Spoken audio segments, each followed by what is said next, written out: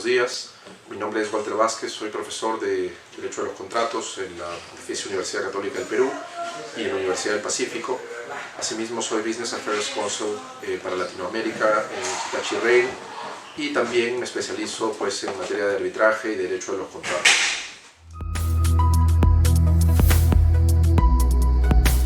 Bueno, el curso de contratos típicos es muy importante porque hay que tener en cuenta que la noción del contrato no se presenta en la praxis transaccional químicamente pura. O sea, uno no aprecia, uno no aborda los contratos en abstracto, sino que uno aborda la compraventa, el contrato de servicios, el contrato de obra, los contratos de financiamiento. Como consecuencia de ello, se tiene que saber cuáles son las reglas supletorias y muchas de ellas imperativas aplicables a cada una de estas tipologías contractuales y que solucionan de conflictos de intereses entre las partes. Este conocimiento sobre principios, reglas y conceptos se adquiere a través del curso de contratos típicos. Y esa es la respuesta y esa es la razón por la cual este curso es muy importante para el aprendizaje por parte de los estudiantes.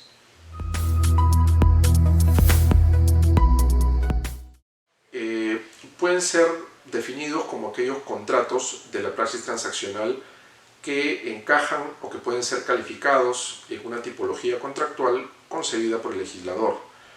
Nos referimos, por ejemplo, a la compraventa, al arrendamiento, a la donación, al fideicomiso, al leasing o arrendamiento financiero, a los contratos de obra y construcción.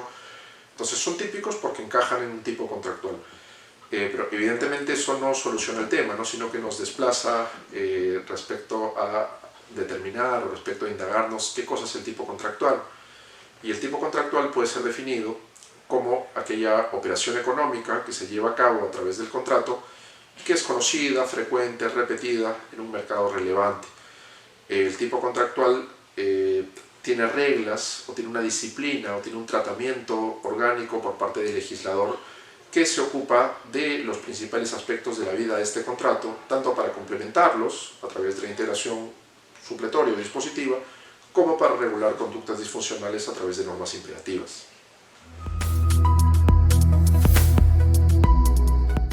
Bueno, en realidad, desde mi punto de vista, no es posible en abstracto distinguir tipologías contractuales más importantes que otras. En todo caso, la praxis transaccional enseña que tienen, desde el punto de vista de la recurrencia, de la frecuencia, de cuán común es que se celebren estas tipologías contractuales en el día a día, podríamos distinguir tres tipologías macro de contratos que destacan, ¿no? Por un lado tenemos los contratos de intercambio asimilados al esquema de la compraventa. Por otro lado tenemos los contratos que también canalizan un intercambio, pero que involucran prestaciones de construcción, los contratos de servicios y construcción. Y también tenemos el paradigma de los contratos de financiamiento. Desde mi punto de vista, estos tres grandes paradigmas son los más recurrentes en la praxis transaccional y si queremos desprender de su recurrencia, su importancia, podríamos decir que también son los más importantes.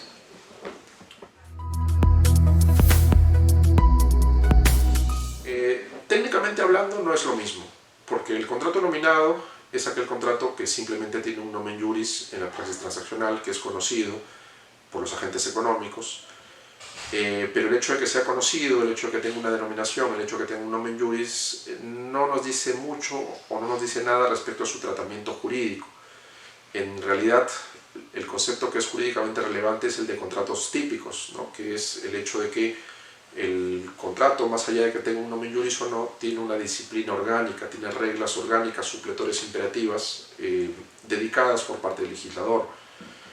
Como consecuencia de ello, estas reglas hacen que se ocupan de los principales aspectos de la vida del contrato, corrigen conductas disfuncionales y estas reglas son las que tienen relevancia jurídica. Cuando el Código Civil regula a los contratos nominados, en realidad lo que está regulando, más allá del equívoco conceptual, son los contratos típicos y por tales se debería tomar, o sea, se debería considerar que la regulación está dedicada a estos últimos, no a los contratos nominados. Bueno, desde el punto de vista de las situaciones jurídicas, hay que tener en cuenta que los contratos típicos tienen una regulación que se puede decir equilibradas. Cuando estamos hablando de regulación me refiero a un conjunto de reglas contractuales dispuestas por el legislador equilibrada. ¿Qué quiere decir equilibrado? Pues equilibrado quiere decir que a ojos del legislador las reglas no favorecen ni exclusivamente una parte ni exclusivamente la otra parte.